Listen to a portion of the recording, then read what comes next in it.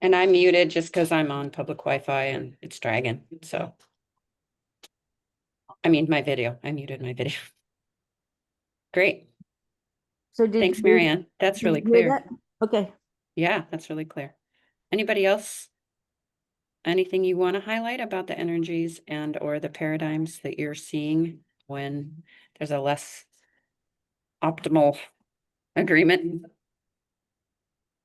There, I mean, the one thing that was coming up for me is, so many of these agreements we make are kind of automatic. And there's like no developmental energy there. And I think that's a difference maker in the agreements where there's like a developmental edge to it. Yeah, it feels better than ones without that. And the ones, there's automatic, but there's also like a lot of sensitive energy that's not necessarily trying to be purposeful. It's not that sensitive energy is a bad thing in it, but yeah, when that's all the aspiration is, then it kind of, yeah, the things don't coalesce, right? Then it's just about, oh, here's how I feel about it, and here's how I feel about it, and right. Can you give an The thing that example I of was, that, Marcus? Can you give an example of that?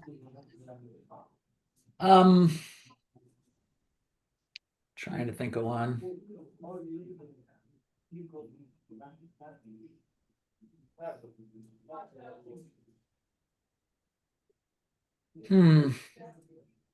I have a ton. You're good at Marcus. It's there. Yeah, specific examples escaping me.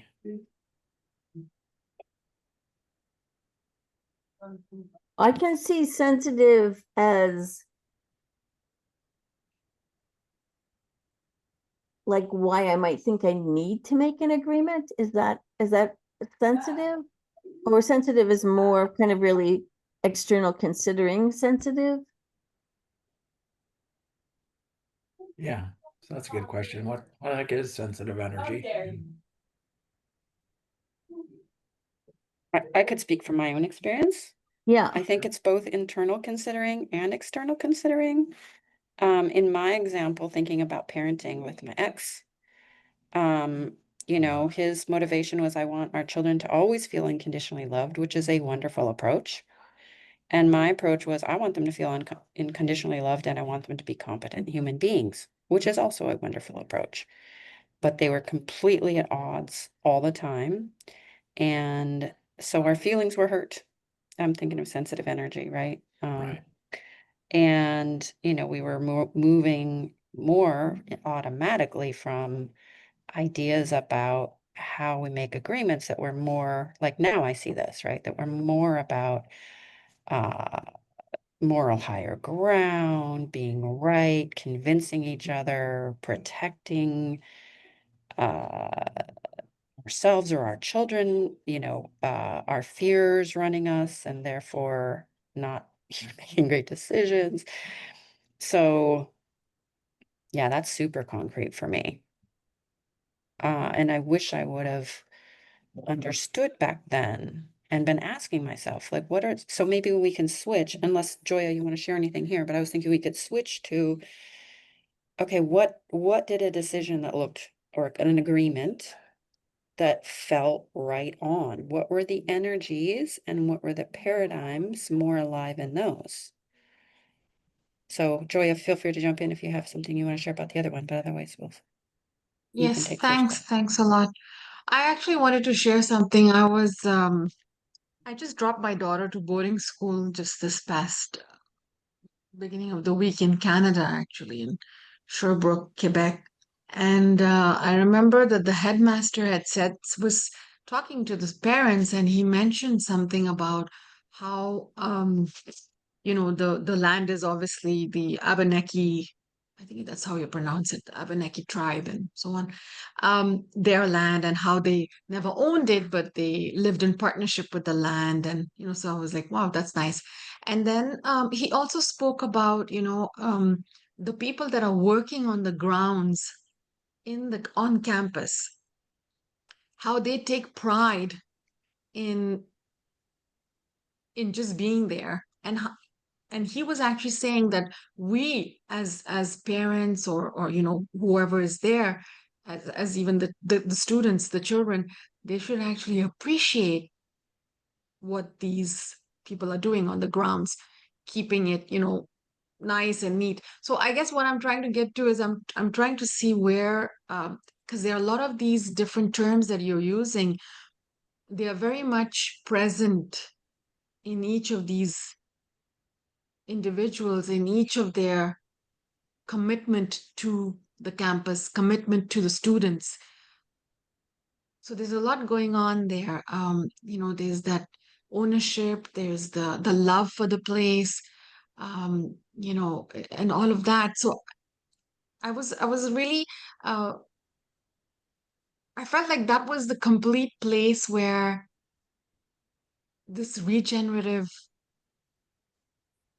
idea was there, but it was not, put under any concept or anything. It was just happening. It was just, so it was, yeah, I just feel that it's something that I think that connection with the different people on that different land, what are they doing? Who's doing what? How are we appreciating each other? All of that, I think, there's so much, such an interesting, um, that was very interesting, a school environment. I mean, I went to that school and I don't remember any of that, what it was, Mm-hmm. And it was something very deep.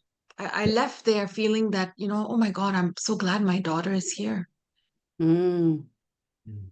And what you're saying, because I'm asking specifically about agreements, and what feels like to me you're illuminating is that culture is almost implicit, sometimes explicit agreements, right? Like there's a culture emerging, and this person is conveying to the new people who are coming into this culture that there's some agreements that we're making here through how we're living and working together. And so, yeah, so coming back to the agreements part, what energies and worldviews support us to make agreements that feel really like they're allowing more potential, as opposed to doing all this arrest disorder, which is really about just like preventing stupidity, or protecting our territory or whatever. Okay, actually, I'm just thinking about this word agreement. When we think about agreement, it's like, okay, we've got to sign this paper. I mean, I'm just thinking out. And I wonder if agreement can actually mean something else, can mean Mm, a verbal connection, or whatever, some kind of connection that you have with the people, with yourself. So, it's something, I feel like, yes, of course, agreement, when in this world of corporate, whatever, you do need that, but there has to be also a very deeper agreement. I don't want to call it agreement. There should be another word for it, a deeper connection or something that you have with that place, with the people, right? And they should be feeling the same way, which I felt very much when I was there. There's so many levels of agreement, right? mm. Some written, some unspoken, I mean, there are True. just Yeah. almost an infinite number of possibilities with it. Right, and I think You make, about you make agreements with yourself, right? exactly. And what worldviews are operating under believing that all agreements have to be written down? What does Yeah. that tell us about who we believe people are, or what agreements are, right? It's really devoid of integrity if we think that the only way we can hold someone to their word is if we can prove Right. right? So again, what does it look like to actually be developmental Right. and Well, in how yeah, go ahead. You say something and then I'll share a okay, so hypothesis the that I have. distinction I saw between the one that felt good and the one that felt like crap, afterwards, Very technical. was so the agreement that I was thinking about, again, sort of thinking about our community agreements at Sirius.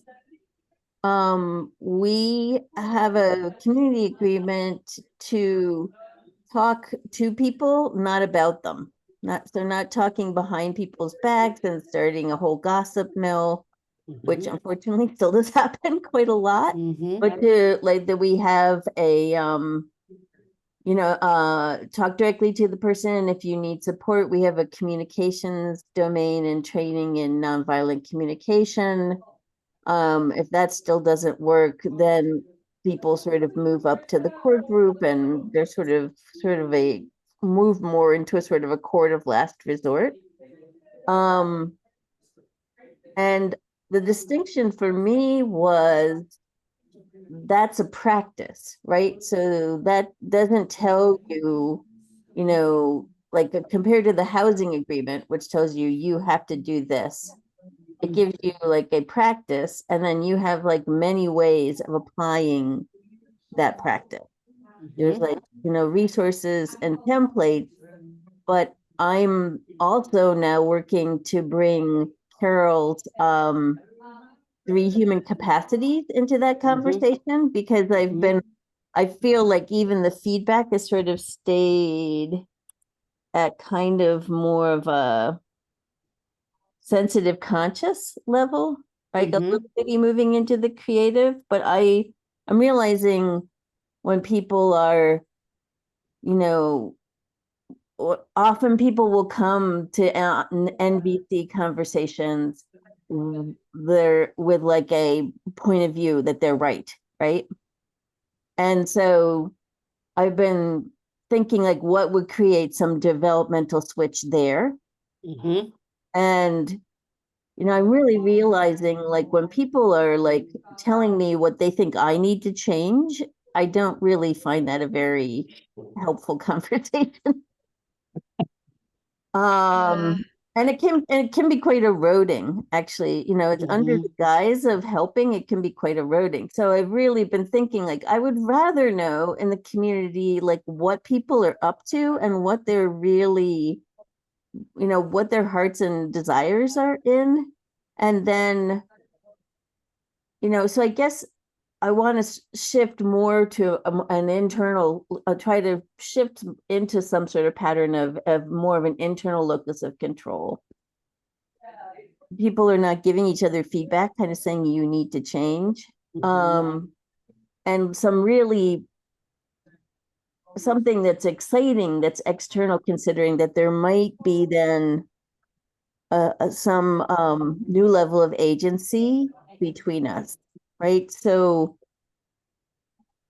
that doesn't really quite answer your question, Karen, in terms of like, but one distinction I see is like moving more into practices, like frameworks and practices than the housing agreement, which is like, oh, we've got something that works for us, now let's apply it, which feels very much in that sort of do good paradigm.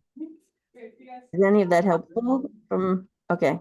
Well, and you're like literally pointing in like towards this. I want to share this hypothesis that I feel like we're working on. And I feel like when I look at so many of my less than desirable agreements, there is an underlying belief. I don't know if it's belief or thought, philosophy or whatever, but whatever. That I can have my agency and you can have your agency, and we got to somehow duke it out or calibrate or NVC our way to something that is satisficing, right? And my question is, and my experience has been that when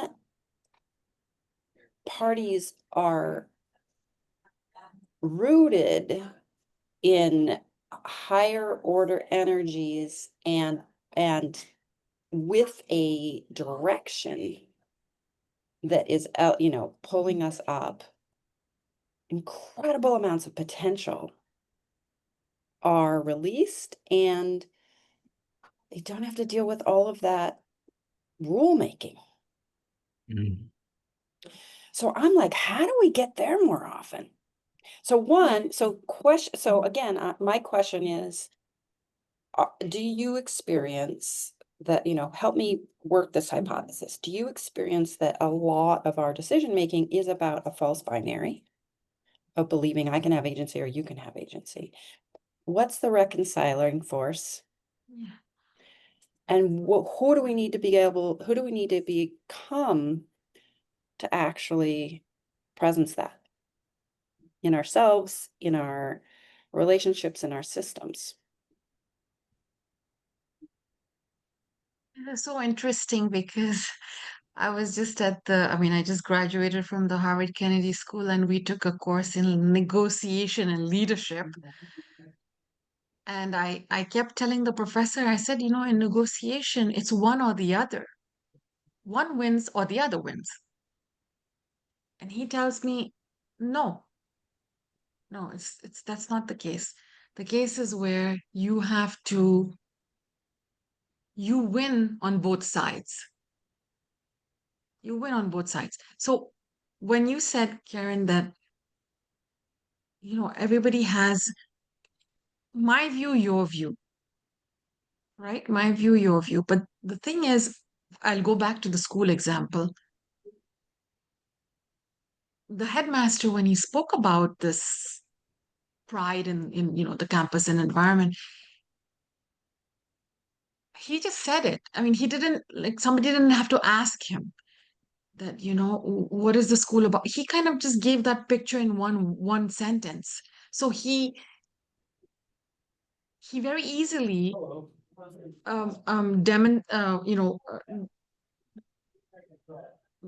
kind of explicitly mentioned and in some way demonstrated who they are. So so that was what I'm thinking is that, when we say wanting and what I want and you want, it's not that. It's just that what I hold very close to my identity and to my right. So if you can understand that on both sides. So for example, for me, like I love my country and I will talk about it in a way. And the other person who listens actively, hopefully, will be able to pick up on what is important for them. Not what is important for them. What makes them wake up in the morning and, get going. Yeah. I think it's Yeah, I guess my question there, Joya, is it sounds to me, and I don't know if you would say this, but like he was telling and that resonated with you. And I'm thinking, what if someone's like, I don't believe any of that? How would a developmental process of actually inviting someone into seeing land stewardship as core to the operation of a boarding school, what would that look like, right? And so this goes back to this thing of, because it could be like, we've decided this, and that person's like, well, I've decided this, and we're back to this false dichotomy. So again, my question is, how does it become developmental? yeah. So the thing is that I understand what you're saying. There could be people who be like, well, who cares? Whatever. But the thing is, I think because I have an attachment in that school. What is my attachment? My attachment is very, very close to me, is my child. So I don't know, but I just feel like there's something there that when somebody says something about where my child is or where something what I love is, then my reaction is going to be very different than telling me about something that I don't really like. I don't care. So basically, the thing is that we need to. I mean, of course, it's not an ideal situation, but like you said, it resonates with me because I am, I am very passionate about all this work. So, but the thing is that I guess it's like a connection, right? I have a connection to that. He has a connection to that. So the connection is making us resonate. Like I'm holding on to my child who's on that campus. He's holding on to the school's reputation and what.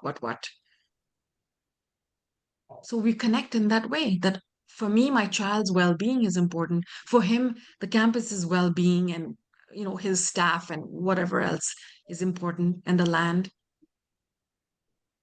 So we both have something to connect ourselves. I don't know if I'm Mm-hmm. making sense. The Like I'm thing just that's coming up for me is the idea of, and I'm again going back to Carol, human capacities, but a Mm-hmm. kind of core discernment, right? Because usually I find I'm in like this, right? When we're both coming from strategies, right? So we're like, I mean, I think that this is what we should do. No, I think this is what we should do. And sometimes if I can find a way to a core discernment of the person I'm interacting with that can open something where there hasn't been any space. It reveals more agency. And sometimes that agency feels it is at the system actualization level. Like I hear people at Sirius's get into these like, you know, and I'm like, okay, that pain is really systemic. That's not going to get resolved at this level. So Mm-hmm. those are the two things that are coming up. Like I've had breakthroughs that come from really understanding. And I think that's what might be a little what you're alluding to, Joya, where you have a core level discernment that you can connect around that shifted the conversation into a different place. Or there's like agency at a systemic level that can't that could resolve a structural issue within, like in my situation, in the community, like the way that we're doing housing or the way that we're holding the policy around housing or something that really is kind of keeps creating this same againstness within the system. but then when you Yeah. create the Go ahead. yeah.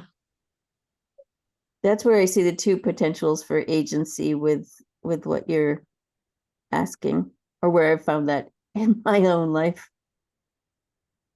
Are you hearing this person drilling right above my head? No, Okay, good. Like literally the spectrum guys drilling you're into it's concrete. probably very distracting for you, but Okay. your earbuds are good. Yeah, so again, I'm asking what's the developmental process? And I'm thinking on a very personal level, and you're thinking on a more person to systems level, some of you. So there can be similarities and, differences there, but What do you mean by thinking at a personal level? Can you? so like my example is like one of them is my situation with my ex, right? And what's funny, not funny, funny and tragic, is we came to that realization, oh, I want the children to feel unconditionally loved. And I want this, literally screaming at each other at a mediation to try to save or not save our marriage. It took getting to that level before we got like something clicked for me. I was like, oh my God, I've been making him wrong. And he's been making me wrong. Like we could have been partnering and been like, that's great that you want that. That makes sense to me. How do we have these different primary motivations, maybe, like there's nuances to them. And how do these directions, I guess, that we're holding, how do they illuminate our whole as opposed to become territory? And I'm thinking now about what would the process have been, and I think it's like if we had had a conversation early on about like, well, so like, what is like the ultimate aim of parenting for you? Yeah. And who do you need to be to fulfill that? If we had understood that about each other, I think it could have looked very different. Mm, So mm, that's where I'm getting at this what's the reconciler, right? So for me, it's like, okay, these foundational, like daylighting, like you're saying, core discernments, daylighting what direction each of us is coming from. Daylighting, I think it's kind of like what you're like, who do I need to become to do this work? And why am I like the worst person to do it? So that we're really like showing each other and accompanying each other again with compassion and all those higher order things towards what we see as our developmental path. This is where I'm like, okay, what does it look like to actually reach? I don't know if it's agreement, like agreement does. So let me say my motivation behind asking this is I think some of I've been working behind the scenes in finance operations and strategy for the School of Consent, based on this amazing body of work called The Wheel of Consent by Dr. Betty Martin. And we're actually evolving, like asking what's the next evolution of the school. And obviously consent, as it's thought of in most circles, is at best sensitive energy, but often a rest disorder. And so that's us, the essence, and that word triggers the hell out of everybody. Everybody thinks they either know what it is, or if you bring it up, then that means they're a bad person. And I think Which agreement might word? consent. Consent. Just consent. Okay. Yeah. All I right. think the word, so like that word has baggage. It doesn't even like it triggers people so they can't even think at a higher order that there could be potential in that.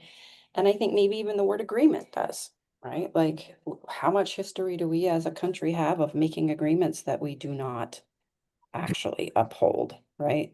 That we actually.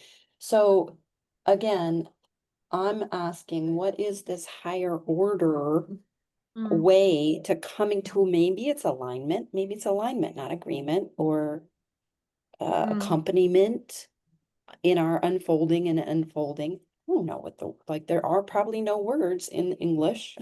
Yeah. So I Semantic struggle language. with the word alignment too, because it's often a mechanical term. Right. And actually been using agreement instead of alignment lately. Okay. What Yeah. what keeps coming up for me and what I'm hearing, it feels like so many agreements that we make at a functional level. Yeah. And this is, I think, and maybe an element of at least trying to raise it a little beyond sensitive and into conscious is, what are the being and will aspects of agreements that we like don't even talk about, right? What's going to motivate what's the way that I need to be in this agreement, capacities and capabilities and all that. And then what's going to motivate all of the parties to the agreement to continue to remain in agreement. And part of that for me, and I think that's where the developmental piece comes in, is that agreements should evolve, Mhm. right? And too often I think we view them as static things. Mm, Yeah, and that's why as we're talking, I'm realizing I don't like the word agreement because, yeah. like, what just came out of my mouth, I was like, accompaniment in our unfolding and enfolding feels like way more alive Right. and like, oh, we agreed that we'll wash the dishes the night before. Oh, well, guess what?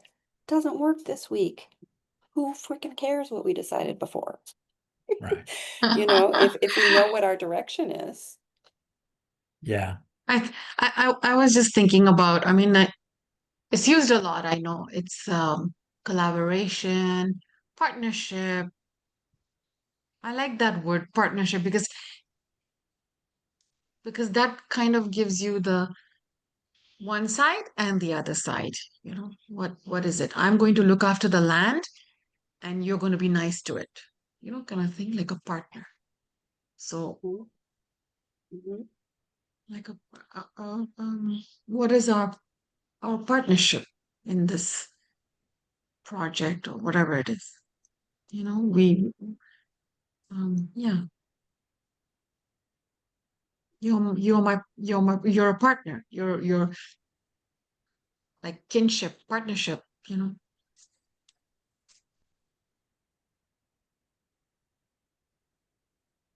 It's Yeah, because it's I don't going I don't back like more, agreement. it sounds like it's going back more towards a practice than like a policy, Mhm. right? Because what you just shared about the dishes, I mean, that's what I've been really resisting in the housing agreement, right? Like, because then we all have to sit down and we have to go through this long survey and we all have to agree. And every time I've seen that, when we've done that at Sirius, people, a lot of people just finally just agree and then don't do it, right? Totally. A lot You of know, people do that. They just get really passive aggressive, right? totally. Mm. Or or they like get really rigid and are like super judgy. Mhm. You said you would do the dishes and now you're not without any consideration under the current The circumstances, like context, so yeah. died Mhm. yesterday or Right. so that's why I guess I feel like there's more movement and thinking about a practice or a process Mhm. rather than a let's nail this down kind of, which I again is my, which is what I keep saying to the housing domain. Like, no, I don't agree. I don't agree to make this policy, right? I will Mhm. agree. Thank you for this template. I'm, willing to sit down with my house and practice this as we feel like we need to, but I'm not willing to say I make an agreement to do this oh my God, like they want every month for us to sit down and talk to our housemates. And I'm like, oh, I can't do that.